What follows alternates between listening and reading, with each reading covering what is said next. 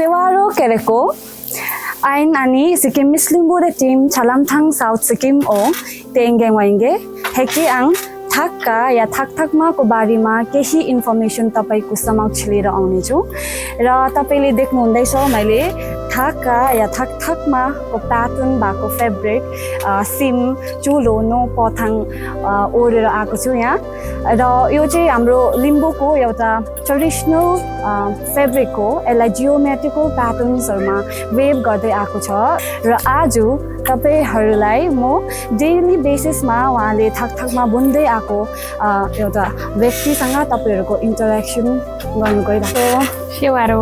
र तपाईको परिचय म चाहिँ अनुषा तपाईले यो थकथकमा चाहिँ कहिलेदेखि बुन्न थाल्नु भएको होला यो बुन्न थालेको मैले 2075 सालदेखि बुनेको अहिले लगभग 7 वर्ष भयो यो चाहिँ कहाँदेखि सिक्नु पर्यो होला हजुर यो चाहिँ पहिला अब पुर्खाहरूले बुन्ने चलन थियो बुन्नु हुन्थ्यो है अब पहिला त अब कपडाहरू भने जस्तो बजारमा प्रशस्त पाउँदैन थियो अब पाए पनि त पैसाको कमी हुन्थ्यो नि त पहिला त्यही भएर पहिला बाजे बोजू उहाँहरूले अब आफैले बुनेर लाउनुहुन्थ्यो है पहिला चाहिँ खाडीको लुगा बुन्नुहुन्थ्यो त्यसपछि अब यो ढाका भन्ने उयो आयो अनि त्यहाँदेखि अब पहिलादेखि बुनिआएको अनि आफूलाई पनि केही हुन्छ कि भनेर आत्मनिर्भरको लागि आफैले यसो घरमा उहाँहरूदेखि सिक्दै आएर थाका वा थकथकमा लिम्बू जातिको परम्परागत कपडा हो जुन सुन्दर आकृतिमा बनाएको हुन्छ यो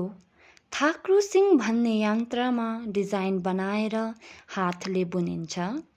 यसबाट साडी पोथाङ ब्यागहरू जस्तो सामान बनिन्छ यो कपडा खास गरेर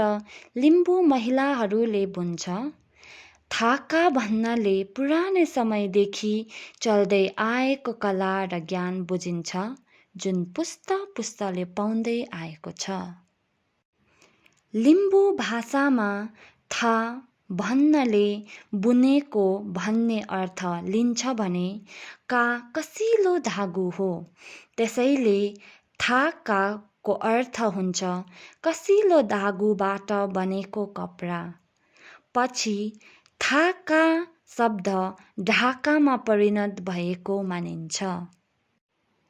लिम्बू मुन्धुम अनुसार एउटा गाउँमा खपुरा निलौदिङमा बन्ने महिलाले एक बच्चालाई जन्म दिए सुसुवेन लालावेन तर सुसुवेन लालावेन दिनरात रोइरहन्थ्यो कारण थियो चिसो मौसम त्यसैले खपुरा निलौदिङमा एक दिन तागेरा निङवा फुमाको आँगनमा गइन् समस्या समाधानको लागि आशीर्वाद लिन तागेरा निङवा फुमाले भनेको थिइन् यदि सिस्नो र केराको बोटको रेसबाट बनेको कपडा बच्चालाई लगायो भने